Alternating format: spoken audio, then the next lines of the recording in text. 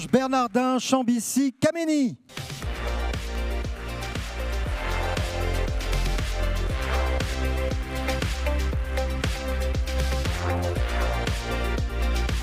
Bonsoir.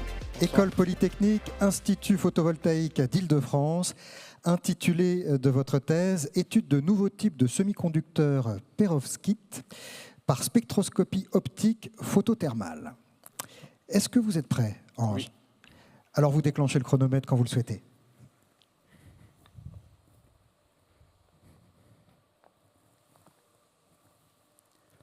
Pendant des siècles, dans des contrées lointaines, les alchimistes rêvaient de transformer le plomb en or.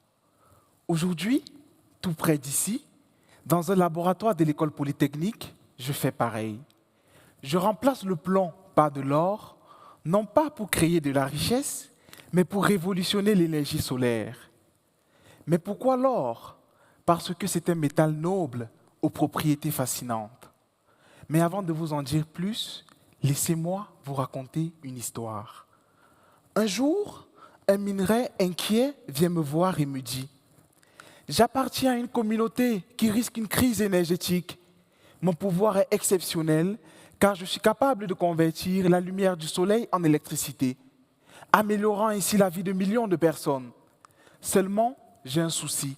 Je contiens du plomb qui est un élément toxique et il va falloir le remplacer. » Je réfléchis un instant, puis je lui réponds « J'ai une idée en or qui pourrait bien te sauver. » La conversion de la lumière du soleil en électricité, ce phénomène s'appelle le photovoltaïque. Pour produire de l'électricité à partir du soleil, on a besoin d'un intermédiaire qui est un semi-conducteur.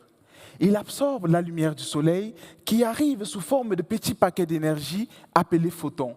Ces photons génèrent des électrons et ce sont eux qui génèrent de l'électricité. Le minerai en question est un super semi-conducteur car il est capable de convertir plus de 26% de la lumière du soleil en électricité. Mais il contient du plomb qui est un élément toxique pour l'environnement. Il faut le remplacer et ce n'est pas une tâche facile. Et c'est là que mon travail d'alchimiste commence. Dans mon laboratoire, j'expérimente une transmutation moderne.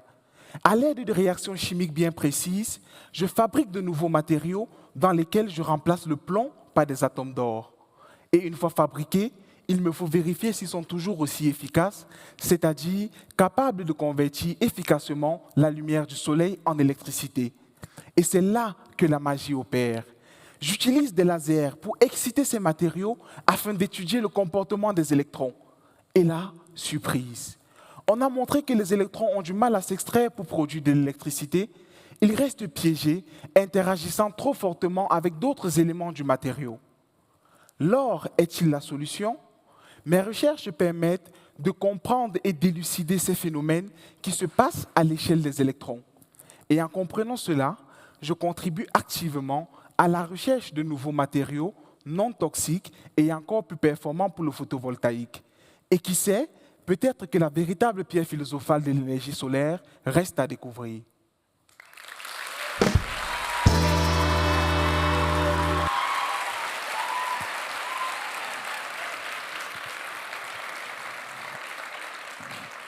Vous avez vos fans dans la salle, Ange. Merci à vous, vous pouvez regagner le public.